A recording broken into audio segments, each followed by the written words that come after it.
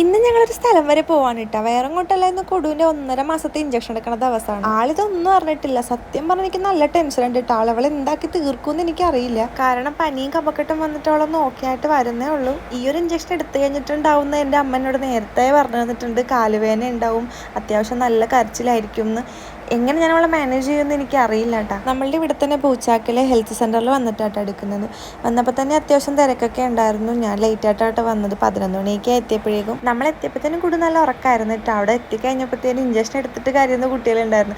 അവരുടെ കരച്ചിലായിട്ട് ഞാൻ നോക്കിയപ്പോഴേക്കും ഇവളുണ്ട് അതിൻ്റെ ഒപ്പിരുന്ന് കരയാൻ തുടങ്ങി. കുറച്ചധികം തിരക്കുണ്ടായിരുന്നു കേട്ടോ. അപ്പോൾ നമ്മളോട് ഒരു വെയിറ്റ് ചെയ്യാൻ പറഞ്ഞു. അപ്പോഴേക്കും കുഞ്ഞാവെ വിളിച്ചുകൊണ്ട് ഒരാൾ വന്നു കേട്ടോ. പേരൊന്നും ചോദിക്കാൻ പറ്റില്ല, ഇതാണ് ആള് നല്ല കുറുമ്പയാട്ടോ. അവിടെ ഇവിടെയൊക്കെ ഓടി നടക്കുന്നുണ്ടായി. അങ്ങനെ ഇഞ്ചക്ഷനുള്ള ബുക്ക് കൊടുത്തപ്പോഴേക്കും അവർ പറഞ്ഞു ഡോക്ടറിനെ കാണണമെന്ന് പറഞ്ഞത്. അങ്ങനെ പിന്നെ ഒ പിയിൽ പോയിട്ട് നമ്മൾ ഡോക്ടറിനെ കണ്ടു. അങ്ങനെ അവിടെ തിരിച്ചു വന്നപ്പോഴത്തേനും എൻ്റെ കൂട്ടുകാരനെ കണ്ടിട്ടാ, ദേവിക എന്നാണ് പേര്.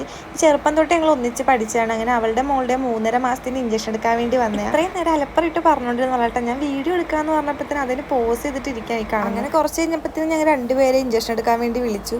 ഇഞ്ചക്ഷൻ എടുത്തിട്ട് പെട്ടെന്ന് വന്നു കേട്ടോ. എടുത്ത സമയത്ത് നല്ല കരച്ചിലായിരുന്നു കേട്ടോ. പിന്നെ ഫീഡ് ചെയ്തിട്ടൊക്കെ വന്നപ്പോഴേക്കും ആൾക്ക് നോക്കിയായി. ഇതാട്ടോ അവളുടെ മോള് നിഹയ എന്നാട്ടോ പേര്.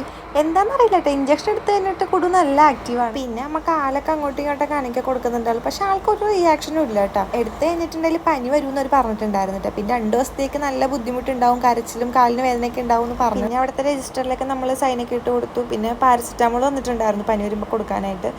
അങ്ങനെ അതൊക്കെ വാങ്ങി ഓട്ടോറിക്ഷയിലായിട്ട് നമ്മൾ വന്നത്. തിരിച്ച് നമ്മൾ വീട്ടിലേക്ക് പോവാണ്. ഇതുവരെ കൂടുതൽ കുഴപ്പമൊന്നുമില്ല കേട്ടോ. ഇനി വീട്ടിൽ ചെന്നിട്ടുള്ള അവസ്ഥ എന്താവുമെന്ന് എനിക്കറിയില്ല. അപ്പോൾ അത്രയുള്ള ഇന്നത്തെ വീഡിയോ. ടാറ്റാ.